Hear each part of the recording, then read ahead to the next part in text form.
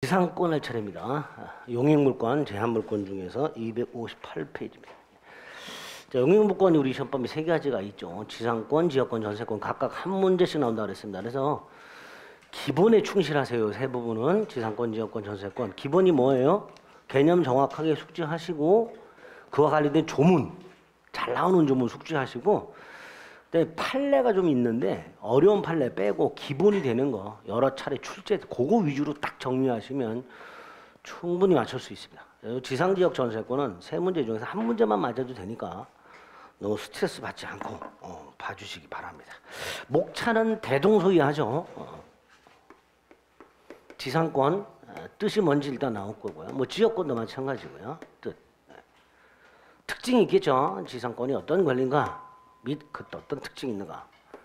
또 지상권을 어떻게 취득하는가. 지상권이든 지역권이든 전세권이든 어떤 권리든 공통적으로 취득 방법은 두 가지죠. 법률 행위하고 법률 규정. 그런데 어떤 권리는 법률 행위로 취득하는 게 주가 되는 게 있어요. 전세권 같은 거, 지역권 같은 거. 반면에 법률 규정이 주가 되는 게 있어요. 그게 바로 지상권이에요. 법률 행위한 취득도 가능하지만 지상권의 법률 규정에 의한 취득이 중요합니다. 이 법률 규정에 의한 취득이 물론 187조 있고요. 상속 등을 통해서 취득하는 경우 법정 지상권이라는 게 법정. 법에서 정해놓은 경우. 자, 이런 법정 지상권이 왜 필요한가? 법정 지상권에 대한 문제가 나오면 굉장히 어려워하세요. 판례가 많기 때문에.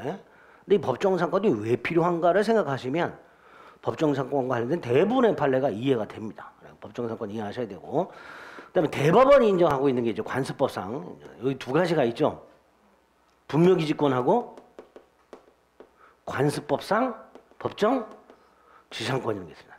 그러니까 요 법정 지상권하고 요 관습법상 법정 지상권은 실질이 똑같아요. 실질이 똑같은데 하나는 법에서 아예 인정하고 있는 거냐, 또 하나는 법에서는 인정하고 있지 않지만 우리 대법원이 인정하고 있는 거냐. 그럼 둘 다 공통적으로 뭐가 핵심이에요? 요건이죠. 법에서는 어떤 요건하에 법정상권을 인정하고 있는가, 또는 대법원은 어떤 요건하에 관습법상 법정상권을 인정하고 있는가. 그 요건이 숙지가 되면 그 요건에 맞춰서 중요한 판례 몇 가지 딱딱 대입을 하면 법정상권이 인정되는가 안 되는가가 파악이 됩니다. 90%는. 문제는 예외죠. 요건에 딱 들어맞지 않는데도 법정상권이 인정되는 경우가 있고 요건에 딱 들어맞는데도 불구하고 인정되지 않는 경우도 있고 그런 예외가 있을 수 있으니까 그거만 조금 조심해 주시면 됩니다. 세 번째로 타인 물건을 사용 수익하는 경우에는 우리 보통 계약기간 정하잖아요. 아파트 전월세 사는 경우에도 계약기간을 정하잖아요. 그죠?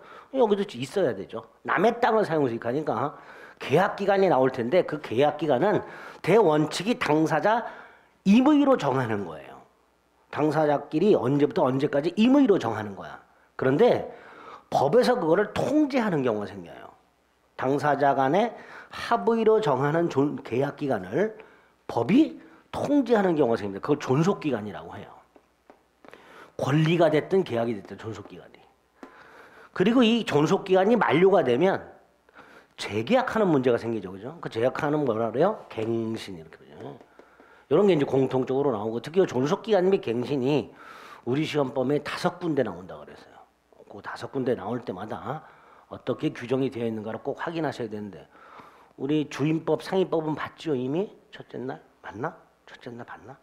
첫 주에? 네, 봤어요. 맞나? 3월 달에 했나? 아, 그럼 오래됐구나. 네. 그 다음 이제 효력이 나오겠죠. 지상권의 효력. 5번째 소멸이 나올 겁니다. 소멸은 크게 목차가 두 가지. 하나가 소멸 사유. 여기서 말하는 소멸 사유는 그 권리 특유의 소멸 사유. 지상권 특유의 소멸 사유. 지역권 특유의 소멸 사유. 그런 것들을 주목하시면 되고요. 소멸의 효과가 나오죠. 효과. 그리고 이제 지상권은 특수지상권이라는 게 나옵니다. 특수지상권. 요 특수지상권이 3개가 있어요. 그 중에 하나가 구분지상권이라는 게 있고요. 나머지가 요 놈이죠. 관습법상 인정되는 2가지. 요게 이제 보통 특수지상권이라는 목차로 대법원 판례가 인정하고 있기 때문에 맨 뒤에서 이제 설명이 됩니다. 뭐 이런 식으로 되어 있어요. 별거 없죠? 별거 없어요. 그래서 이제 요거와 관련된 조문들과 그다음에 몇 가지 판례 어떤 게 중요한 그거 파악하시면 됩니다. 258페이지에 보면 지상권의 뜻이 있죠. 자, 지상권은 타인 소유 토지 위에 남의 땅이죠. 건물, 기타, 공작물, 수목 싸잡아서 지상물이라고 하죠. 이 지상물을 소유하기 위해서 남의 땅에다가 예를 들어 건물 지어서 건물 소유할 수 있구나. 내 땅뿐만 아니라 그러려면 남의 땅에 뭘 갖고 있어야 되는구나. 지상권이 있어야 되는구나. 이렇게 되죠. 물론 이 지상권은 잘 활용이 안 된다 그랬습니다. 이유는 보다 보면 토지 소유자에게 굉장히 불리한 규정들이 많아요. 존속기간이라든가 갱신 이런 것들이. 그래서 타인 소유 토지를 사용하는 방법은 주로 토지 임대차를 통해서 활용을 하고 지상권은 거의 활용이 안 된단 말이에요. 그래서 법정상권이 중요한 거예요. 당사자 악정으로는 잘 안 생기니까. 그게 지상권의 뜻이다. 특징, 타인 소유 토지에 대한 권리다. 따라서 내가 지상권이 있는 토지가 있었는데 그 토지 소유권을 지급하면 지상권은 당연히 혼동으로 소멸하겠지. 지상물 소유하기 위해서 타인 토지를 사용하는데 그 지상물에는 경작의 대상이 되는 식물, 즉 농작물은 당연히 제외되겠죠. 그죠? 분명히 건물이나 공작물이나 수목 이렇게 돼 있지 농작물은 제외가 될 겁니다. 3번 용익물권입니다. 타인 토지를 사용하다 보면 경계선 부근에서 이웃 토지 소유자 등과 충돌할 수 있으니 상린관계가 준용이 될 것이고요. 지상물이 없어도 지상권은 성립하죠. 2번 지상물이 없어도 지상권은 성립하고 존속하게 됩니다. 3번 당연하죠. 지상물에 관한 권리와 지상권은 전혀 별개의 권리죠. 우리 땅의 지상권을 갖고 있고 건물의 소유권을 갖고 있단 말이죠. 이 별개의 권리란 말이죠. 다만 이 권리가 주된 권리고 이 권리가 종된 권리, 주종의 관계가 있습니다. 주종의 관계가 있기는 하지만 독립한 권리이기 때문에 판례가 뭐라 그래요? 따로따로 양도할 수 있다. 지상권만 양도할 수도 있고 지상물만 양도할 수도 있고 토지 지상권자와 지상물 소유자가 반드시 일치할 필요가 없으며 지상권 설정 계약을 할 당시에 그 지상권에 미치는 토지 범위와 매매되는 땅 범위가 달라도 상관없고 뭐 이렇게 지상물의 범위가 달라도 상관없고 이렇게 판례 문구가 나오고 있습니다. 일단 이 판례는 지상물에 관한 권리와 지상권은 별개의 권리다라는 취지입니다. 그리고 오른쪽 4번 이런 경우가 가능하냐? 가능하다. 갑소유 나대지를 담보로 돈을 빌려주는 은행이 땅의 저당권을 갖고 있는 상태에서 갑이 건물을 지으면 땅의 담보 가치가 하락하니까 갑이 건물을 짓지 못하도록 하기 위해서 뭐까지 취득한다? 지상권까지 취득하는 경우가 있더라. 이런 걸 담보 목적 지상권이라 하고요. 이런 담보 목적 지상권도 가능하다. 자, 이 담보 목적 지상권에서는 두 가지를 기억하셔야 돼요. 그 중에 하나 여기 잘 나오죠. 갑이 여러 개 돈을 갚으면 채권 소멸했죠. 그럼 담보물권 소멸하죠. 지상권도 당연히 소멸한다. 변제를 하게 되면 지상권도 당연히 소멸한다. 또 하나가 제3자가 저 토지를 불법적으로 점유했을 때 이 지상 원래 사용수익 목적 지상권이라면 사용수익이 침해되었으니까 그 제3자를 상대로 손해배상을 청구할 수 있겠지만 이 지상권은 사용수익이 목적이 아니지요. 그러니까 설령 제3자가 땅을 불법 점유했다 하더라도 이 지상권자는 사용수익권이 침해된 게 아니니까 손해배상을 청구할 수가 없게 됩니다. 이 담보 목적 지상권이 최근에 지문으로 자주 출제되니까 정확하게 숙지해 주세요. 4번 지료 지급은 지상권의 요소가 아닙니다. 즉 지상권은 유상일 수도 있고 무상일 수도 있어요. 다만 판례 당사자사의 지료 약정을 했어. 지료 약정을 했어. 그런데 그 상태에서 지상권을 양도하거나 토지가 양도됐어. 당사자 이외의 제3자 지상권 양수인이나 토지의 신소유자에 대한 관계에서도 지료를 지급해야 되는 유상이냐의 문제가 생깁니다. 근데 판례가 뭐라 그래요? 등기했을 때, 지료 약정을 등기했을 때 제3자에 대한 관계에서 유상이고 만약에 각과 의사의 지료 약정이 있기는 있지만 그 약정이 등기가 안 돼 있다면 제3자에 대한 관계에서는 무상이다. 그것도 자주 등장합니다. 뭐 크게 어려운 판례 아니죠, 그죠? 등기해야 제3자에 대한 관계에서 유상이다. 5번 일필토지 전부일 수도 있고 일부일 수도 있고요. 6번 재산권이니까 양도 등이 가능하죠. 자, 3번. 취득 방법은 두 가지죠. 법률 행위와 법률 규정이고요. 법률 행위는 계약을 말하는 거죠. 토지 소유자와 지상권 설정 계약을 하고 등기하면 될 것이고요. 자, 법률 규정에 의한 것 중에 뭐 상속 등을 통한 취득이 있을 수 있고요. 한 장을 넘기면 법정지상권이라고 나왔습니다. 자, 이 법정지상권이나 관습법적으로 인정되는 지상권은 공통점이 있어요. 토지하고 지상물의 소유자가 동일한 상태에서, 토지하고 지상물의 소유자가 동일하다면 토지 소유권을, 건물 소유자가 토지 소유권을 갖고 있으니까 토지에 대해서 별도의 다른 권리가 필요가 없지요. 그런데 이 상태에서 우리나라는 토지와 건물을 별도의 부동산으로 취급한다고 그랬어요. 따라서 토지 소유자와 건물 소유자가 달라지는 경우가 생길 수 있단 말이죠. 예를 들어서 땅이 경매가 됐단 말이죠. 이렇게. 그러면 토지와 건물의 소유자가 동일했다가 어떤 원인에서 달라졌으니까 건물 소유자가 땅에 대해서 뭔가 권리가 필요하단 말이죠. 그 권리를 인정하지 않으면 이 건물은 어떻게 돼요? 철거가 되잖아요. 그죠? 그러니까 그 건물 철거를 막기 위해서 건물 소유자에게 법에서 또는 대법원이 지상권을 인정해주고 있습니다. 그게 법정상권, 관습법상 법정상권이에요. 그러니까 법정상권이나 관습법상 법정상권이 성립하려면 가장 기본이 뭐예요? 토지와 건물이 있고 소유자가 동일. 여기서 시작을 해야 되는 거예요. 거의 99%가 토지와 건물이 존재하고 소유자가 동일. 여기에서 출발을 해야 됩니다. 그중에 현행법상 법정상권이 총 4개가 있는데 그중에 민법에 있는 게 2개예요. 그리고 우리 시험범위에 있는 게 하나 더 디귿 가등기담보법에 있는 거. 이 3가지가 우리 시험범위에 있어요. 4번에 있는 임목에 관한 법률 이건 없어요. 그 다음 요 4놈 모두 다 공통이 유상이에요. 아까 지상권은 유상일 수도 있고 무상일 수도 있다고 그랬죠. 그런데 법정상권은 유상입니다. 유상이고요. 특징이 또 하나가 강행규정이에요. 이 법정상권은. 강행규정이란 건 무슨 뜻이에요? 건물 소유자가 법정상권을 포기할 수 있다 없다? 없다라는 거예요. 법정상권 포기 특약은 무효입니다. 이 2가지가 특징이죠. 자, 유상인 건 어떻게 알아요? 단서에 뭐라고 돼 있어요? 지료는 당사자 청구해서 법원이 정한다. 그죠? 근데 가등기담보법은 존속기간과 지료는 당사자 청구해서 법원이 정한다. 이렇게 돼 있어요. 민법에 있는 건 지료만 있는데 가등기담보법은 존속기간까지 들어있어요. 그죠? 이런 것까지 구별해서 출제하기는 좀 어렵지만 그래도 또 개또라이가 있으니까, 출제하는 놈들 중에 개또라이가 있으니까 임목법은 신경 안 써도 되지만 305조 366조 가등기담보법 10조에서 차이가 뭐냐, 305조나 366조는 지료만 당사자 청구해서 법원이 정한다라고 되어 있지만 가등기담보법은 존속기간과 지료는이라고 되어 있어요. 그죠? 그런 것들 일단 좀 주목하시고, 그 다음 305조하고 366조, 특히 305조는 조문 자체를 암기하셔야 돼요. 특히 누가 법정상권을 취득하는가가 중요합니다. 305조는 대지와 건물이 소유자가 동일하죠. 보세요. 시작이 땅과 건물이 있고 소유자가 동일해. 이 상태에서 건물의 전세권이 설정이 돼. 순서대로 건물에. 자, 이때 갑을 뭐라고 불러요? 전세권 설정자라고 부르죠. 즉 갑은 건물 소유자 겸 전세권 설정자가 될 거야. 그리고 이 상태에서 갑이 땅만 판단 말이야. 땅만. 이때 병을 뭐라고 불러요? 대지의 특별승계인. 갑을 뭐라 부른다고요? 전세권 설정자.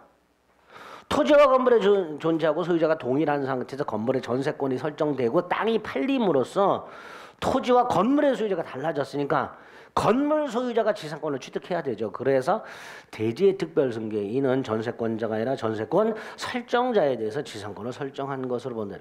그거를 전세권자로 슬쩍 바꿔서 출제를 자주 합니다. 전세권자가 아니라 전세권 설정자. 305조는 조문만 기억하시면 돼요. 반면에 366조는 저당물의 경매로 인하여 토지와 건물의 소유자가 달라졌다 이렇게 돼 있어요. 이 앞에 뭐가 숨어 있어요? 이게 숨어 있는 거죠.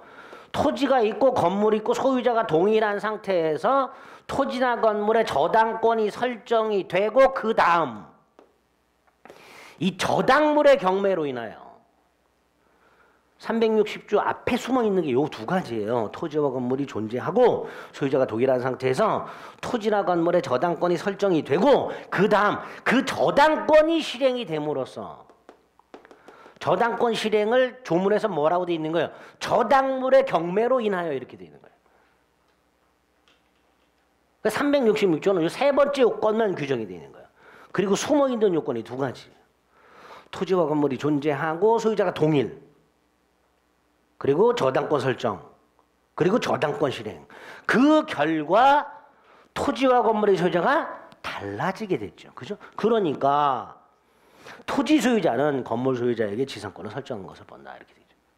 그죠? 그러면 하나만 먼저 생각해 볼게요. 이거 잘 나오는 거예요. 나대지에 저당권이 설정이 되고 건물이 지어졌어요. 그리고 나중에 저당권 실행됐어요. 법정사건 인정돼요? 안 돼요? 안 되잖아요. 그죠? 안 내는 거예요. 이거는. 그게 원칙이 되는 거예요.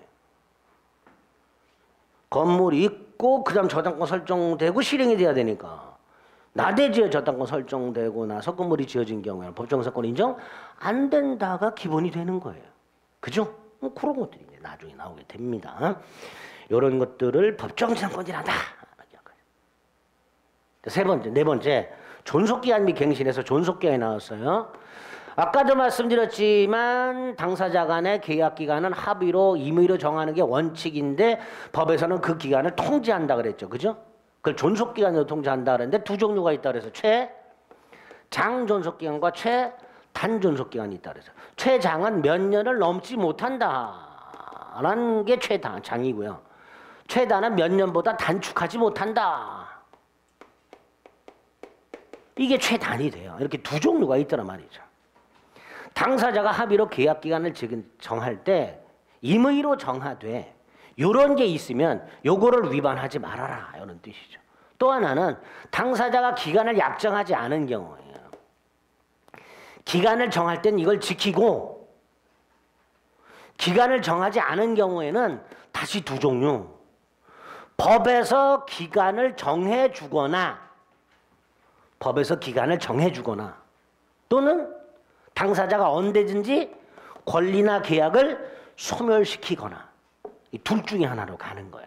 그래서 존속기간에 대해서는 이런 두 가지 뼈대가 머릿속에 있어야 돼요. 그리고 지상권에는 어떤 게 규정이 되어 있는가 말이죠. 최장은 규정이 없다 말이죠. 몇 년 넘지 못한다 이게 규정이 없어요. 그러니까 뭐 50년으로 정해도 되고 100년으로 정해도 되고 심지어는 영구무한의 지상권 설정도 가능하다라고 판결하고 있죠. 다만 요게 있더란 말이죠. 최단. 지상물의 종류와 구조에 따라서 견관 건물이나 수목 소유 목적 30년, 기타 건물 목조 건물 소유 목적 15년, 건물 이외의 공작물 소유 목적 5년보다 단축하지 못한다. 강행 규정이니까 이거보다 단축하면 뭐라고 해놨어요? 그만큼 연장한다. 그게 280조죠.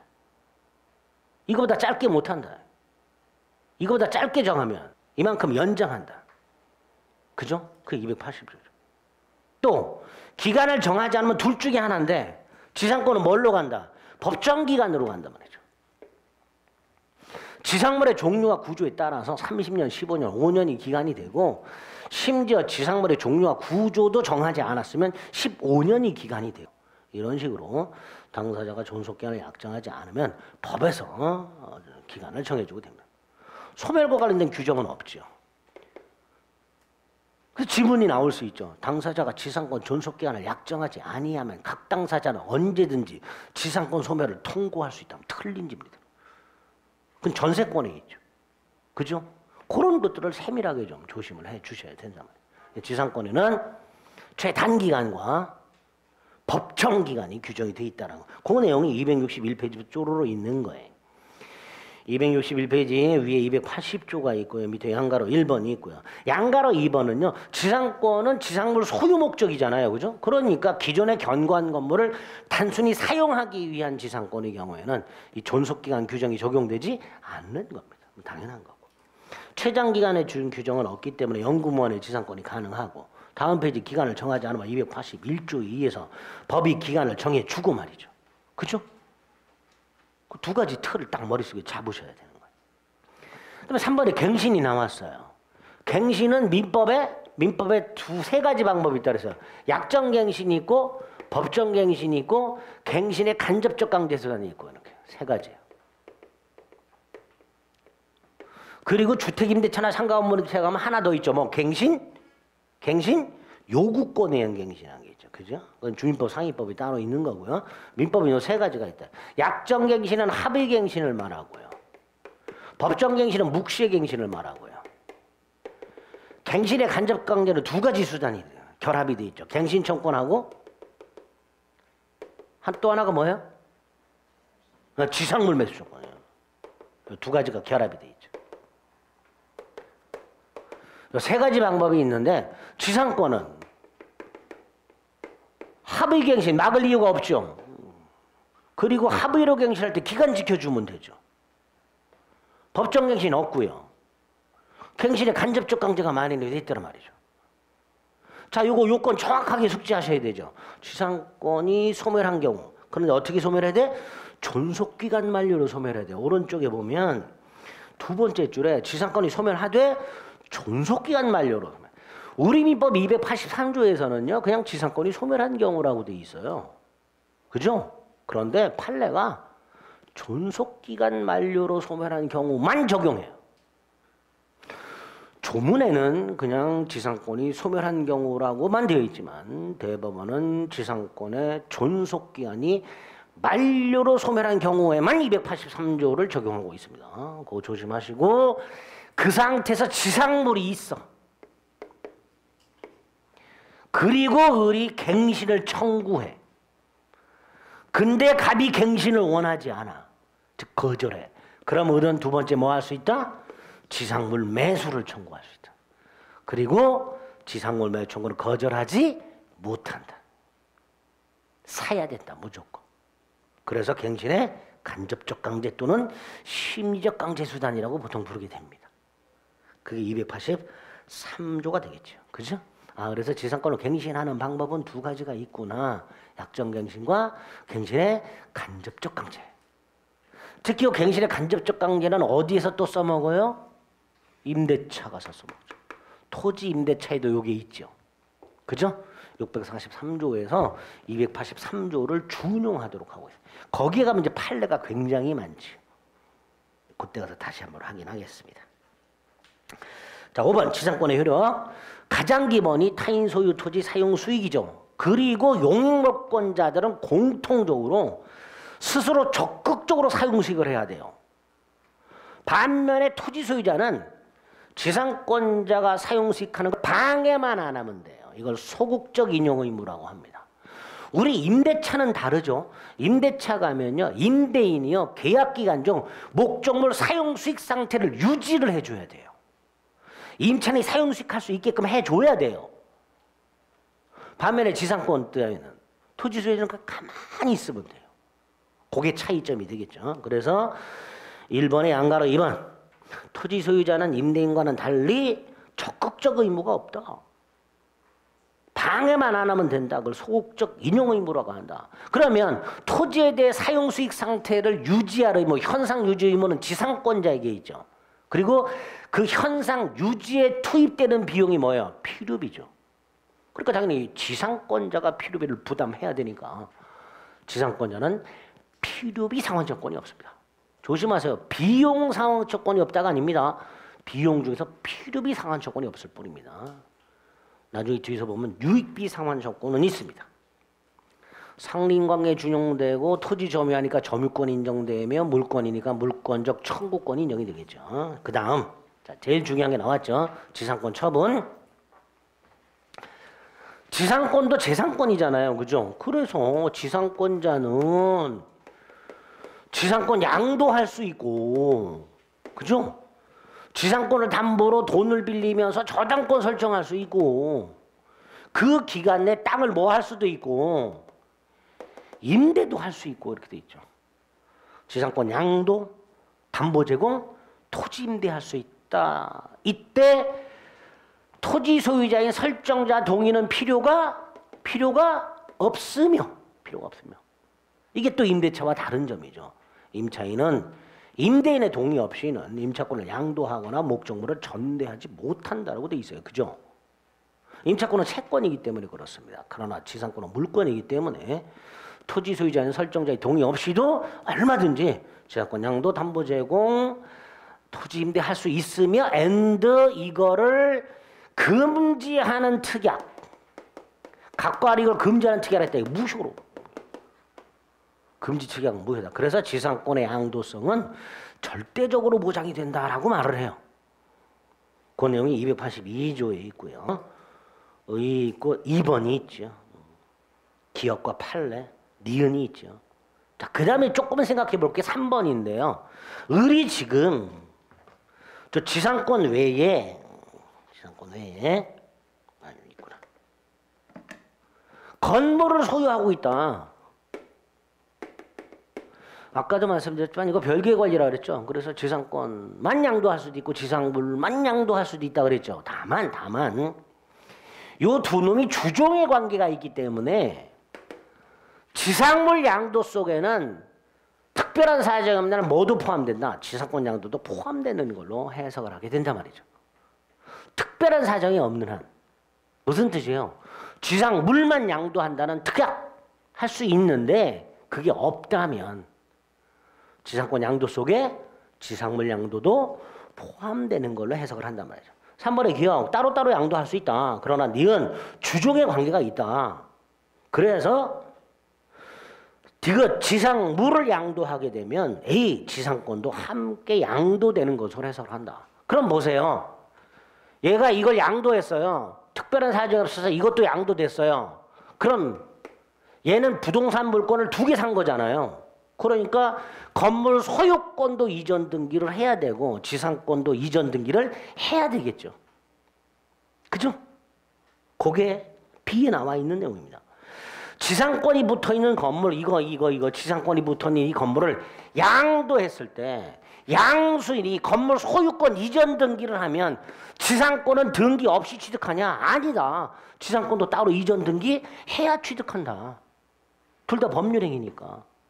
그게 시험 지문에 간혹 나오면 굉장히 어렵게 생각하시게 됩니다. 지상권은 별도로 이전 등기 하나. 그러면 얘가 여기 보세요. 얘가 건물만 이전 등기했어요. 지상권 아직 이전 등기 안 했어. 그럼 지상권은 여전히 누구한테 있어요? 얘한테 있죠. 그럼 얘는 지상권이 있어요? 없어요?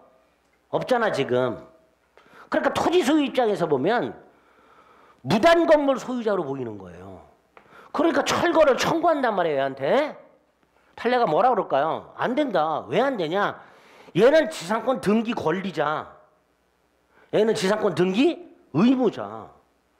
그러니까 지상권 등기 의무자가 지상권 등기 권리자를 상대로 건물 철거하는 것을 신의치게 반한다. 그게 관련 판례 1번. 이렇게 되겠죠. 그럼 얘는 지상권이 없는데도 불구하고 건물을 철거하지 아니한 채 땅을 사용하고 있잖아요. 그러니까 갑에게 그 땅 사용료만큼은 줘야 되는데 아직 지상권자가 아니니까 지료를 지급하는 건 아니고 지료 상당의 부당이득을 지급하라 이렇게 되겠죠. 그게 2번. 그런 식으로 순차적으로 이해를 좀 해주셔야 돼요. 지상권에서 제일 어려운 게 요거예요. 요거 이해하시는 거예요. 됐죠? 요 관련 판례 1번, 2번 같이 이해하시고 양가르은 저당권 설정 가능하고요. 지상권 전세권을 저당권의 목적으로 할 수 있고요. 3번 지료지급은 지상권의 요소가 아니라 그랬습니다. 2번 당사자가 약정을 했다면 지료지급 의무가 생기는데요. 아까도 봤죠? 동그라미 2번 등기해야 제3자에게도 유상이 된다라는 거 다시 한번 확인하시고요. 다음 페이지 3번 지료지급을 약정했는데 2년 이상 지료지급을 연체하면 지상권자는 뭐 할 수 있다? 지상권 소멸을 청구할 수 있다. 동그라미 1번 연속 2년뿐만 아니라 통산 2년을 포함한다. 그죠? 그다음에 관련 판례. 자, 2년 이상 연체를 했어요. 그럼 토지 소유자는 소멸을 청구할 수 있잖아요. 근데 소멸을 청구하지 않은 채 얘가 연체된 걸 지급을 했어요. 그래서 2년 미만으로 됐어요. 그럼 얘는 더 이상 지상권 소멸을 청구하지 못한다. 관련 판례. 2년 이상 연체해서 지상권 소멸을 청구할 권리가 있는 상태에서 설정자가 소멸을 청구하지 않고 있는 동안에 지상권자가 연체된 지료를 지급했고 토지소유자에 이의 없이 수령을 해서 연체된 지료가 2년 미만으로 되었다면 더 이상 토지 소유자는 지상권 소멸을 청구하지 못한다. 이건 어떻게 바꿀 수 있어요? 이따로 바꾸겠죠. 그죠? 이미 연체된 지료가 2년 이상이 되었으므로 소멸 청구할 수 있다. 이렇게 나올 수가 있단 말이죠. 동그라미 2번 지료 연체를 이유로 한 지상권 소멸 청구권 형성권이고 일방적인 거죠.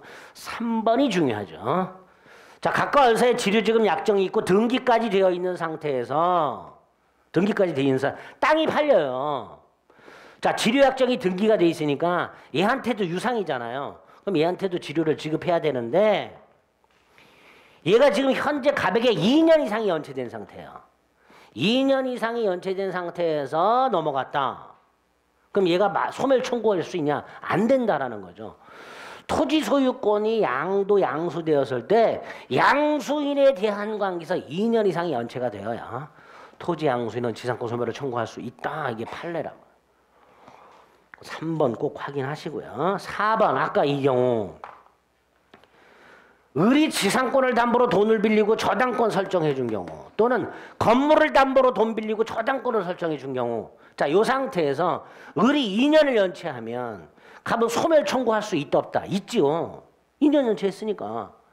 그럼 지상권 소멸하지요. 그럼 뭐도 소멸해요? 저당권도 소멸하는 문제가 생기죠. 그러니까 이 경우에는 누구에게 통지를 해라? 저당권자에게 통지를 해줘라. 그게 289조죠. 288조. 지상권이 저당권의 목적이거나 지상물이 저당권의 목적일 때 전조 즉 287조 2년 이상 지료 연체를 이유로 하는 소멸 청구는 청구할 수 없다가 아니고 저당권자에게 그 사실을 통지해라. 그 다음에 상당한 기간이 경과하면 효력이 생긴다 이렇게 되죠. 그죠? 통지하면 그 통지가 여기 그 상당한 기간이 경과하면이라고 돼 있죠. 어떻게 바꿀까요? 그 통지가 저당권자에게 도달한 때 효력이 생긴다. 그럼 또 틀린 지문이 되는 거죠. 통지가 저당권자에게 도달하고 상당한 기간이 지나야 된다. 그 상당한 기간 동안 저당권자는 다른 담보를 확보해라. 그런 취지라고 그랬습니다. 그죠? 그런 것들이 세밀하게 나와 있죠. 4번 지료증감 정권. 애초에 약정한 지료가 경제사정의 변동, 땅값의 폭등 또는 폭락, 부과되는 세금의 증가 등으로 인하여 상당하지 않게 되면 당사자는 각자가 상대방에게 증액이나 가격을 일방적으로 청구할 수 있다. 이게 지료 증감 청구권이죠. 그죠? 자, 문제가 생겨요. 상대방이 이 일을 하네? 증액이나 감액을 청구했는데 상대방이 이 일을 하네? 아, 이거 너무 심하지 않냐? 이렇게. 한꺼번에 2배를 증액하면 어떡하냐? 뭐 이렇게. 그럼 어떻게 해야 돼요? 재판으로 가야죠. 재판으로 가면 증액이나 감액 판결이 나올 거 아니에요. 그죠? 이때 증액이나 감액 판결은 법원이 증액한다, 감액한다는 판결이 아니라 증액 청구나 감액 청구가 정당하다라는 판결이에요. 따라서 판결의 효력은 소급을 하는 거예요. 증액 또는 감액 판결 확정 시부터 증액 또는 감액되는 게 아니라 청구 시로 소급해서 증액 또는 감액의 효과가 생기게 됩니다. 거기 오른쪽 동그라미 2번에 있죠. 이런 걸 지료 증감 청구권이랍니다. 자, 마지막 지상권 소멸이 나왔네요. 소멸은 두 가지, 소멸 사유하고 소멸 효과라 그랬는데 소멸 사유 중에 뭐 동그라미 2번에 지상권 포기 이건 아까 말씀드린 요 경우에 지상권이 저당권의 목적일 때 포기할 수 있는데 요 저당권자 동의받아야 되죠. 그죠? 그거 하나. 동그라미 2번에 니은. 디귿 법률행위니까 말소 등기해야 된다. 그리고 양가로 3번 지상권 특유의 소멸 사유 중에 동그라미 2번 1번 지료 연체를 이유로 하는 지상권 소멸 청구에 의한 소멸. 이게 지상권 특유의 소멸 사유가 되겠죠. 그죠? 그런 거 하나 확인하시고. 자, 지상권이 소멸했어요. 그러면 얘는 어떻게 해야 돼요? 갱신하지 않는 한 토지를 돌려줘야 돼요. 이건 당연한 거야. 근데 이 토지를 돌릴 때 그냥 돌려주면 안 되죠. 현상 그대로 돌려주는 게 아니라 원상에 복구해서 반환해야 돼요. 원상 복구 의무가 있다. 한 장을 넘겨보면 285조가 규정이 되어 있죠. 지상권이 소멸했을 때 지상권자는 토지를 돌려주되 건물 기타 공작물이나 수목을 수거, 철거하여 토지를 원상에 회복해라. 현상 그대로 반환하는 게 아니라 원상 회복해서 반환하도록 하고 있습니다. 자, 이때 토지 소유자가 지상권자에게 지상물 철거하지 말고 나한테 팔아라 할 수 있다. 지상물 매수 청구권. 2항. 전항의 경우에 지상권 설정자가 누구예요? 토지 소유자가 상당한 가액을 제공하여 지상물을 팔아라 청구했을 때 지상권자는 정당한 이유가 없이는 거절하지 못한다. 이렇게 돼 있죠. 그럼 이 조문을 가만히 들여다보면 정당한 이유가 있으면 거절할 수 있을 것처럼 보이지만 실제로 정당한 이유라는 게 없어요. 아예. 얘가 이렇게 팔아라 그랬을 때 얘가 나 안 팔아, 나 철거할 거야. 이런 놈이 누가 있겠냐 말이죠. 그렇죠? 그러니까 형성권으로 해석을 하는 거죠. 일방적인 권리, 형성권으로 해석한다. 밑에 동그라미 2번. 니은 거절하지 못한다. 디귿 형성권이다. 자, 그런데 요 놈하고 아까 봤던 요 놈하고 좀 구별을 해야 되죠. 지상권자의 지상물 매수 청구권과 지상권 설정자의 지상물 매수 청구권. 차이가 좀 있죠? 자, 첫 번째 차이가 뭐예요? 이건 사라, 이건 팔아라. 두 번째, 이거는 지상권 소멸 원인이 기간 만료로 소멸한 경우에만. 이거는 소멸 원인을 묻지 않아. 그 다음에 요거는 먼저 뭐 하고? 갱신 청구하고 거절당했을 때. 근데 이거는 그런 거 필요 없지. 차이가 구별이 되세요? 아니, 세 군데인데 많지도 않고 뭐 30개를 구별하는 것도 아닌데 꼴랑 3개 구별하는 건데. 첫째, 소멸 원인. 아니, 의미. 사라, 팔아라. 두 번째, 소멸 원인. 만료로 소멸. 이건 소멸 원인 불문. 이거는 먼저 갱신 청구 후 거절. 이거는 갱신 청구할 필요 없어. 뭐. 헷갈릴 뿐이죠, 그죠? 그러니까 뭐 3가지 구별하시면 됩니다. 공통점은 형성권이고요, 뭐 둘 다. 3번에 니은 디귿 이런 거 확인하시면 되겠습니다. 동그라미 3번에 니은 디귿. 양가라 3번 아까 지상권자는 피르비 상환청권 없고 뭐가 있다? 유익비 상환청권이 있다. 근데 조심할 거 규정이 없어요. 예전에 지상권자는 피르비 상환청권은 인정되지 않지만 유익비 상환청권은 명문 규정에 의해서 인정된다라고 출제가 된 적이 있어요. 틀렸죠? 명문 규정에 의하여가 틀려요. 왜? 유추 적용할 뿐입니다. 규정이 없어요. 즉 토지 임차인의 유익비 상환청권을 유추 적용해서 인정할 뿐 명문 규정은 없습니다. 네, 여기까지가 지상권의 일반적인 내용이에요. 그 다음에 이제 특수지상권이 나왔습니다. 그 중에 구분상권은 2가지만 기억하시면 돼요. 하나는 구분상권은 지표는 사용식하지 않는다 그랬죠? 지상의 특정 공간만 사용식을 목적으로 한다 그래서요. 그래서 조문 자체에 지하 또는 지상의 공간은 상하의 범위를 정하여 건물 기타 공작물을 이라고 되지 수목이 없어요. 그죠? 여기에 건물 기타 공작물 또는 수목이 들어가는 순간 틀린 지문이 됩니다. 지표는 사용식하지 않기 때문에 수목 소유 목적의 구분상권은 있을 수가 없다. 요거 하나 하고 또 하나가 이 구분상권을 설정하려고 해요. 지금 갑소유 땅에 한국전력하고 계약을 맺어가지고 송전탑, 송전선을 설치하기 위해서 지상 30m부터 지상 40m까지를 계약을 하려고 해. 근데 여기 지상권자가 있고 나무를 기르는 게 목적이야, 지상권자가. 근데 이 나무가 플라타너스야. 막 50m씩 알아. 그럼 이 지상권자하고 충돌해요, 안 해요? 하지요. 그러니까 동의받으란 말이지. 승낙을 받으란 말이지. 구분상권을 설정하고자 하는 땅에 이항 권리자가 있거나 즉 여기 구분상권을 설정하고자 하는 땅에 지상권자가 이미 존재하거나 지상권을 목적으로 하는 제3자 권리, 저당권 이런 게 존재하고 있다면 이 권리와 구분상권은 충돌할 여지가 있으니까 그 제한물권자 전원 승낙을 들란 말이죠. 그리고 나서 문제가 생겨요. 여기 보세요. 지상권이 먼저 있고요. 구분상권을 설정했어요. 얘가 상납했으니까 설정했을 거 아니에요. 그 다음 요 놈이 지가 선순이죠. 얘를 괴롭혀. 지가 상납해놓고 60m로 올려라 뭐 이런 식으로. 그럼 돼요 안 돼요? 송전탑 채울때 방해해. 그럼 돼요 안 돼요? 안 되잖아. 그러니까 뭐라고 해놨어요? 제3자는 그 지상권, 구분상권 행사를 방해하지 말아라. 지가 상납해놓고 왜 방해를 해? 지가 선순이라고. 방해하면 돼 안 돼? 안 되잖아요. 그럴 거면 아예 상납을 하지 말든가. 꼭 상납해놓고 괴롭히는 놈들이 있단 말이죠. 그러니까 그러지 말아라. 네가 상납해놓고 왜 괴롭혀? 아무것도 아닌 조문들이 이렇게 마련이 되어 있어요. 그죠? 구분사건은 두 가지. 수목소유 목적은 안 된다는 거 하고요. 그 구분사건을 설정하고자 하는 땅에 제한물권자들이 존재한다면 전원 승낙을 받아야 되고요. 승낙한 제한물권자는 구분재산권자를 방해하면 된다 안 된다? 안 된다. 그 정도.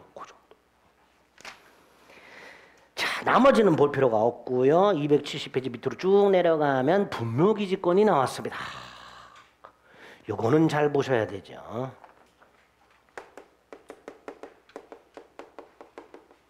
분묘는 묘지를 말하고요. 기지는 묘지가 설치되어 있는 바닥면을 말하게 됩니다. 여기 분묘 기지죠. 전부 대법원 판례죠. 자, 뜻이 뭐예요? 타인 소유 토지에 내 땅 말고요. 남의 땅에 분묘를 설치를 해요. 자, 이 분묘는 법적으로 따지면 공작물이에요. 건물 아니죠. 수목 아니에요. 그럼 결과적으로 공작물입니다. 어쨌든 그 공작물을 설치한 자가 소유하면서 이 분묘에 대해서 제사, 수호, 봉사 등을 목적으로 분묘 기지 및 주위의 공지, 빈 땅 이것을 사용수익할 수 있는 관습법적 즉 대법원이 인정하고 있는 지상권 유사의 물권을 뭐라 한다? 분묘 기지권이라 한다. 뜻이 그렇죠. 따라서 오른쪽 봉제사 목적으로 필요한 범위 내에서 타인 토지를 사용하기 때문에 시신이 안장되어 있지 않는 장례묘 이런 걸 보통 우리가 뭐라 그래요? 가묘라고 부르죠. 가묘. 여기 가서 뭐 절하고 그럴까요? 안 할 거 아니에요. 그러니까 이때는 분묘기지권이 필요가 없겠죠. 자, 2번 취득하는 방법이 세 가지라 그랬습니다. 기각, 토지 소유자의 승낙을 얻어 분묘를 설치. 가장 깔끔하죠. 자, 이때는 유상일 수도 있고 무상일 수도 있죠. 토지 소유자하고 계약을 한 거예요. 무상으로 할 수도 있고 유상으로 할 수도 있단 말이죠. 근데 니은 토지 소유자의 승낙 없이 분묘를 설치, 즉 무단 설치했죠. 그리고 20년 경과. 그러면 분묘 기지권을 실측합니다. 첫째, 소유의 이사는 필요 없어요. 그냥 20년간 평온 공연점이지 20년간 소유의 이사로 들어가면 큰일 납니다. 들어가서 소유의 이사를 넣어서 출제한 적이 있어요. 소유의 이사 필요 없습니다. 타줍니다. 그 다음에 분묘 기지 소유권을 취득하는 게 아니라 분묘 기지권을 실측합니다. 분묘 기지권을.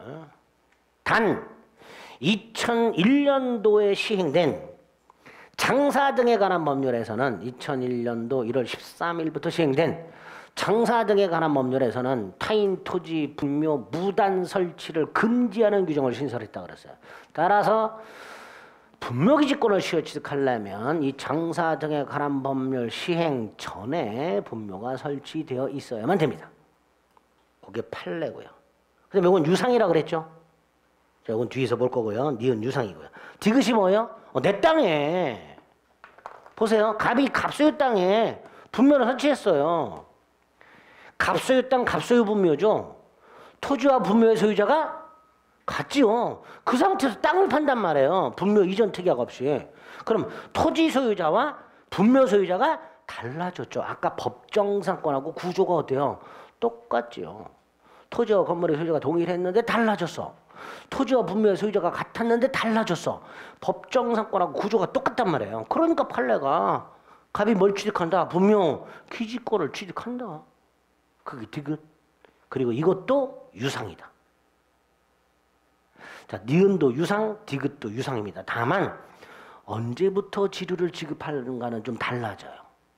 일단 디귿은요. 분묘기지권이 성립한 때부터 지료를 지급해야 돼요. 이것은 언제부터라고요? 분묘기지권이 성립한 때부터 지급을 해야 돼요. 그럼 보세요. 여기 보세요. 갑수였던 갑수 분묘였었는데 땅을 팔아가지고 이때부터 달라졌어요. 그럼 이때부터 지료 지급 의무가 있는 거예요. 문제는 얼마를 지급할지 아직 정하지 않았지요. 그러니까 나중에 이때 분묘기지권이 성립하면 지료 지급 의무가 생기는데 얼마를 지급할지 지료액에 관해서는 나중에 갑과 을이 만나가지고 합의로 결정하거나 합의가 안 되면 법원으로 가야죠.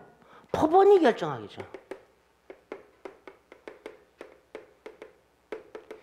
이거는 법정사건하고 똑같죠. 법정사건에도 그대로 적용이 되죠. 법정사건 아까 무조건 유상이라 그랬죠. 똑같아요. 법정사건이 성립하면 지료지급 의무가 생기고 합의나 법안을 통해서 지료액이 결정이 될 텐데 결정 전까지는 지료 연체가 있을 수가 없죠. 줄 수가 없는데. 그죠? 다만 결정이 되면 소급한단 말이죠. 따라서 결정 후 2년이 아니고 결정 전후에 걸쳐 2년 이상 연체하게 되면 지상권 또는 분묘기지권 소멸을 청구할 수 있다. 이렇게 되겠죠. 거기에 판례가 있죠. 거기에 또 최근에 잘 나옵니다.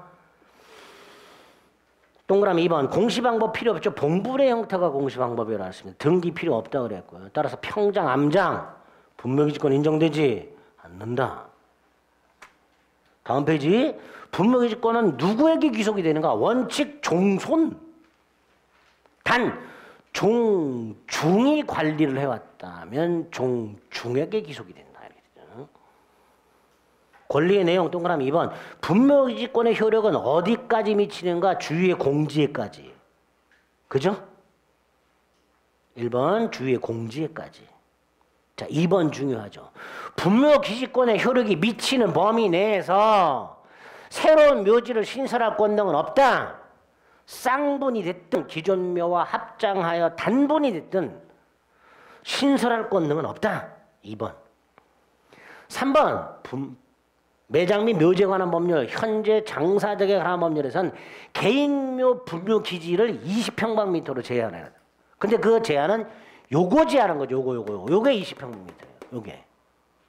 바닥면. 근데 분묘기지는 주위에 공지에까지 미치니까 더 넓을 수 있단 말이죠. 그게 3번. 분묘기지권의 범위가 법에서 정한 제한 면적 범위 내로 한정되는 것은 아니다. 그죠? 그 다음 지료지급. 아까 니은디귿 시효취득하고 요럴 때 지료지급 의무가 있다 그랬는데 이건 언제부터 지급해야 된다? 성립한 때. 시효취득은 토지 소유자가 지료지급을 청구한 때. 둘 다 유상이 돼. 언제부터 지료를 지급해야 되는가가 달라진다. 분묘기지권이 성립한 때부터 지급해야 되느냐, 토지 소유자가 지료 지급을 청구한 때부터 지급해야 되느냐, 그게 달라지게 된다. 동그라미 2번에 기억, 니은 두 가지가 있죠. 3번 존속기한은 민법상 존속기한 적용이 없고요. 분묘에 대한 제사소 봉사가 계속하는 한 분묘기지권은 존속한다가 판례죠. 그 다음 오른쪽 언제 소멸하느냐, 두 가지. 하나가 봉분이 멸실, 또 하나가 분묘기지권의 포기. 자, 첫째, 봉분의 멸실. 분묘기지권 소멸하죠. 단 일시적 멸실에 불과한 경우는 소멸하지 않는다. 그럼 일시적 멸실이 뭐냐? 유골이 현재 남아있고 원상복구가 가능한 경우, 그걸 일시적 멸실이라고 하고요. 이때는 소멸하지 않는다. 두 번째, 분묘기지권을 포기했다. 즉 분묘에 대한 제사, 수호, 봉사를 장기간 방치했다. 그럼 분묘기지권을 포기한 걸로 보고요. 그 다음 이 분묘를 이전하지 않더라도, 여기 보세요. 분묘를 이전하지 않더라도, 즉 분묘 기지에 대한 점유를 상실하지 않더라도 분묘기지권을 소멸한다. 이게 왜 중요하냐? 분묘기지권의 포기는 법률 행위입니다. 그죠? 공시방법을 갖춰야 돼요. 등기라면 말소 등기를 해야 돼요. 그런데 분묘기지권 공시방법이 뭐예요? 봉분이잖아요. 그러면 분묘기지권을 포기했을 때 분묘기지권이 소멸하려면 공시방법이 필요하다는 말은 분묘를 이전해야 된다는 말하고 똑같잖아요. 근데 그게 필요가 없다라는 거예요. 동그라미 2번. 분묘기지에 대한 지상권 유사의 물권인 관습법상 법상권이 점유를 수반하는 물권으로서 포기했을 때 원칙은 점유도 포기를 해야 돼. 그죠? 근데 판례가 뭐라 그래요? 아니다. 그냥 장기간 방치하면 분묘기지권 소멸한다. 따라서 토지 소유자는 분묘 철거나 이전을 청구할 수 있다. 이렇게 되는 거죠. 분묘기지에 대한 점유를 포기하지 않아도, 즉 여전히 분묘가 있는 상태에서도 분묘기지권을 소멸한다. 그렇게 분묘기지 소멸까지 확인하시고요. 자, 이제 마지막 관습법상 법정사건이 나왔습니다. 아까 366조는 저당권 가서 볼 거고요. 자, 관습법상 법정사건. 일단 의하고 요건이 똑같으니까 한꺼번에 기억을 하세요. 토지와 건물이 존재하고 소유자가 동일해요. 출발점이라 그랬죠?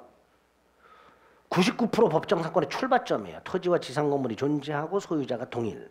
자, 이 상태에서 매매 등을 원인으로, 매매 등, 토지와 건물의 소유자가 달라져요. 매매, 증여, 강제집행, 수용 등등등. 토지와 건물의 소유자가 달라지는 원인은 다양할 거 아닙니까? 그죠? 근데 어쨌든 매매 등을 원인으로 토지와 건물의 소유자가 달라져야 되고, 세 번째, 요 토지 소유자와 건물 소유자 사이에 요 법정상권을 포기하는 특약 또는 배제 특약이라고 합니다. 이 없을 때. 그럼 세 번째 요건 갖고 생각해 볼 게 뭐예요? 관습법상 법정상권 포기할 수 있구나. 아까 305조 법정상권이나 366조 법정상권은 강행 규정이라고 그랬죠. 이거 포기할 수 있다 없다? 없다 그랬어요. 그러나 이거는 포기할 수 있다. 그 포기 특약이 없어야만 관습법상 법정사건을 인정해 주게 됩니다. 이게 의의고요, 요건이에요. 자, 그 요건에서 지금 세 가지 요건이 있습니다. 각각 기본이 되고 지문으로 자주 등장하는 거 몇 개씩만 확인합니다. 첫째, 토지와 건물이 존재하고 동일해야 돼. 이때 이 건물 미등기 돼야 안 돼요? 돼. 무허가 돼야 안 돼요? 돼. 미등기 건물이어도 되고 무허가 건물이어도 된다. 잘 나옵니다. 두 번째, 처음부터 동일해야 되냐? 즉 토지와 건물의 소유자가 원시적으로 동일해야 되냐? 아니다. 원시적으로 동일할 필요 없다. 이 건물이 원래는 을소유였었다. 그걸 갑이 소유권을 취득했다. 같아졌다. 그리고 나서 갑이 병한테 넘겼다. 달라졌다. 이때도 법정사건 인정될 수 있단 말이죠. 그러니까 토지와 건물의 소유자가 원시적으로 동일할 필요는 없다가 되죠. 첫 번째로 그 두 가지 기억하셔야 됩니다. 기억하고요. 니은의 세 번째 줄까지. 기억과 니은의 세 번째 줄까지. 자, 다음 페이지. 그럼 언제 동일해야 되냐 이게. 원시적으로 동일할 필요가 없다 그랬잖아요. 그럼 언제 동일하냐? 동일해야 되냐? 이거 보세요. 매매 등을 원인으로 달라질 때 동일하면 돼요. 그때 동일하게만 하면 된다. 원시적으로 동일할 필요가 없다라는 말은 매매 등의 처분 사유가 발생할 때 그때만 동일하면 된다 이런 뜻이에요. 그런데 그 위에 판례 문제가 생겼어요. 이 땅이랑 건물에 압류가 되어 있거나 압류 또는 압류보다 먼저 하는 게 가압류예요. 그죠? 또는 저당권 따위가 설정이 되어 있는 경우에는 요런 경우에는 처분 당시 동일이 아니고 원칙은 처분 당시 동일하면 되는데 다만 땅이나 건물에 압류라든가 압류보다 먼저 가압류가 되어 있거나 가압류보다 먼저 담보권 따위가 설정되어 있다면 각각 압류 효력이 발생한 때, 가압류 효력이 발생한 때, 담보권이 설정된 때 동일 했는지 여부 가지고 법정상권 성립 여부를 판단해라. 거기 그 위에 있는 판례죠. 토지와 건물이 경매 등의 절차에서 이전되는 경우에는 매수인이 소유권을 시간, 즉 토지와 건물의 소유가 달라지게 되는 완납 시간이라 압류혈액이 발생한 때를 기준으로 밑으로 쭉 내려서 그것보다 먼저 가압류가 있다면 가압류혈액이 발생한 때를 기준으로 그거보다 먼저 저당권이 설정이 있다면 그 저당권이 설정이 된 때를 기준으로 토지와 건물의 소유자가 동일했는가 그거 가지고 법정사건 성립 여부를 판단하게 됩니다. 그리고 이제 밑으로 쭉 내려가면 동그라미 2번이 나왔어요. 매매 기타 원인에 의해서 토지와 건물의 소유가 달라져야 한다 그랬죠. 그죠? 자, 여기서 일단 오른쪽에 보면요. 비읍의 환지하고요. 시옷의 환매권이 나와 있습니다. 환지 처분이라든가 환매권 행사를 통해서 토지와 건물의 소유자가 달라진 경우 여기 보세요. 매매 등을 원인으로 달라져야 된다 그랬죠. 그런데 환지 처분이나 환매권 행사를 통해서 달라진 경우 이때는 법정권을 인정 못 해주겠다. 못 해주겠다. 두 개는 기억하셔야 돼요. 일단은 환지 처분, 환매권 행사. 그 다음에 토지 공유와 관련된 게 있습니다. 왼쪽에 기역, 니은, 디귿, 기역, 니은, 디귿 세 개를 묶고서 자, 이 기역, 니은, 디귿 세 개는 자주 나옵니다. 또 판례가 토지가 공유예요. 자, 머릿속에 박으세요. 토지가 공유예요. 토지가 공유입니다. 그 위에 건물이 있어요. 자, 이때 건물은 공유 건물인지 공유자 단독 건물인지 어느린 단독 건물인지 따지지 마세요. 토지 공유인 상태에서 건물이 있어요. 그리고 세 가지. 땅이 공유 토지가 분할이 되는 경우. 공유자 중 한 사람이 지분을 팔아먹은 경우. 키워드입니다. 지분을 팔아먹은 경우. 마지막 건물이 공유자, 토지 공유자 지분 과반수 동의를 받아서 신축한 경우. 이렇게 세 가지. 관습법상 법정상권 중에서 그 판례 중에서 공유 토지와 관련된 법정권 성립 여부 판례가 자주 나오는데 지문으로 그 나오는 게 세 가지라. 그 세 가지가 키워드 찾아서 보는 거예요. 공유 토지 분할, 공유 지분 전매, 건물이 지분 과반수 동의하다 신축. 이렇게 세 가지 키워드를 찾은 다음에 순서대로 하시면 돼요. 관습법상 법정상권이 성립하는가 된다 안 된다. 깔끔해요 아주. 머릿속으로 어떤 상황인지 그림 그려서 판단하려고 하지 마시고 네? 키워드로 기억하죠. 동그라미 기억에 뭐라고 돼 있어요? 첫 번째 줄 끝에 분할이라고 돼 있죠. 네? 그 키워드예요. 274페이지 밑에서 10번째 줄 기억 첫 번째 줄 끝에 공유지의 분할 이게 포인트예요. 그럼 두 줄 내려가면 관습상 지상권을 취득한다. 니은은 첫 번째 줄 끝에 지분만 전매 그게 키워드예요. 지분만 전매. 그럼 마지막 법정사건이 성립될 수 없다. 디귿은 공유자 지분 과반수 동의하다 신축. 그럼 오른쪽 위에서 두 번째 줄 관습상 법정사건은 성립하지 않는다. 가운데 거 읽지 마세요. 읽어도 이해도 안 되고요. 머리만 아파요. 아 나는 그래도 정확하게 이해하고 싶다. 오세요. 설명 드릴 테니까. 첫 번째 거 설명 듣다가 아, 나 그냥 외울래 그러고 나가세요. 보통은. 예전에는 이거 막 30분씩 40분씩 설명 드린 적이 있는데 몇몇 분이 학원을 환불받아 가시는 사태가 있어가지고 뭐 이렇게 더럽게 어렵냐고. 결론만 기억하시자 말이죠. 두 번째 요건에서 환지청무 환매권 행사하고요. 공유토지와 관련 세 가지 판례 체크하십니다. 됐죠? 자 마지막 요건이 뭐라 그랬어요? 당사자사 이거 포기 특약이 없어야 된다 그랬죠? 이 포기 특약에 해당되는 게 두 가지예요. 하나가 건물 철거 특약이고요. 또 하나가 토지 임대차 계약이에요. 오른쪽 밑에 동그라미 한 번. 당사자 사이에 275페이지 관습상 법정사건을 포기하는 특약이 없을 것. 그 밑에 건물 철거 특약과 토지 임대차 계약이 없을 것 이래죠. 그죠? 아 그러면 아 건물 철거 특약이나 토지 임대차 계약은 법정소권 포기 특약이구나. 이렇게 되는 거예요. 그게 없어야 돼. 그죠? 그럴 때 인정이 된다. 4번 등기는 요하지 않죠? 다만 보세요. 다시 한번 여기 보세요.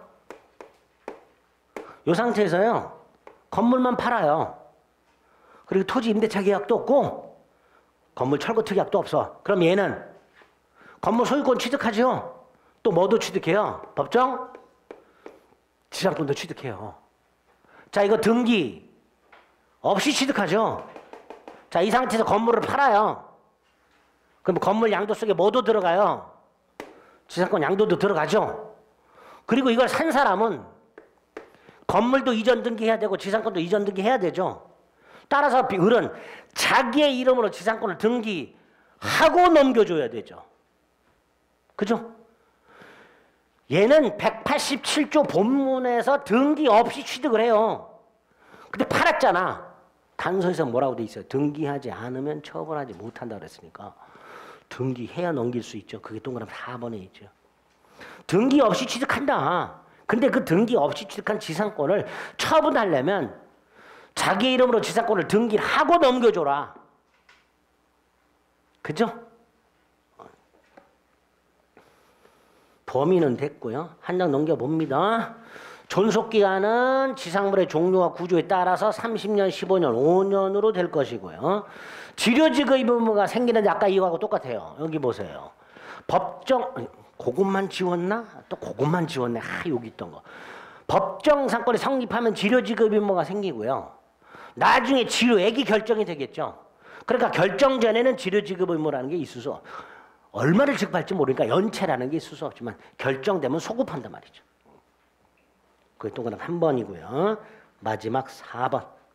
이거 아까 말씀드렸던 거 똑같아요. 여기 보세요. 이 그림. 이렇게 갑소유 땅 갑소유 건물이었었는데 갑이 건물을 나한테 팔았어요. 건물 철거 특약도 없고 토지 임대차 계약도 없어. 그럼 얘는 건물 소유권을 취득하면서 등기 없이 지상권 등기 없이 뭘 취득해요? 법정상권을 취득하죠. 그죠? 이렇게 법정 지상권이 성립한 후의 효과. 그게 사례 형태로 나옵니다. 그걸 정리해 놓은 게 양가로 4번입니다. 자, 첫째가 뭐죠? 토지가 타인에게 넘어갔을 때 토지가 을은 여기 보세요. 을은 새로운 토지 소유자에게 지상권 등기 없이 지상권 주장할 수 있는가? 그렇다. 그죠? 지상권 등기 없이도 새로운 토지 소유자에게 뭘 주장할 수 있다? 지상권 주장할 수 있다. 그게 첫 번째. 동그라미 1번. 자, 두 번째. 건물을 양도했다. 건물 양도하면 뭐 양도도 포함된다? 지상권 양도도 포함된다. 두 번째, 건물 이전 등기해야 되고 지상권도 이전 등기해야 된다. 따라서 정의 건물만 이전 등기하면 지상권은 을에게 유보돼 있다. 대신 정은 을을 상대로 지상권 이전 등기 청구할 수 있고 을은 갑을 상대로 설정 등기 청구할 수 있다. 따라서 정은 을을 대위하여 청구할 수 있다. 결과적으로 정은 지상권 등기 권리자, 갑은 지상권 등기 의무자. 따라 등기 의무자가 권리자를 상대로 철거를 청구하는 것은 신의치기 반하다. 단 정은 현재 지상권자가 아니면서 갑소유 땅을 사용 수익하고 있으니까 적어도 갑에게 지료 상당액의 부당이득은 반환해야 된다. 아까 했던 거 그대로 연결이 되는 거. 그쵸? 마지막 건물이 경매됐어. 이건 간단하죠. 경락인은 건물 소유권과 법정상권을 등기 없이 취득한다. 경매니까. 그죠? 마지막 이거 사례 형태를 좀 조심해서 봐주시면 되겠습니다. 이게 지상권 다야. 한 문제 나와. 잠시 쉬었다가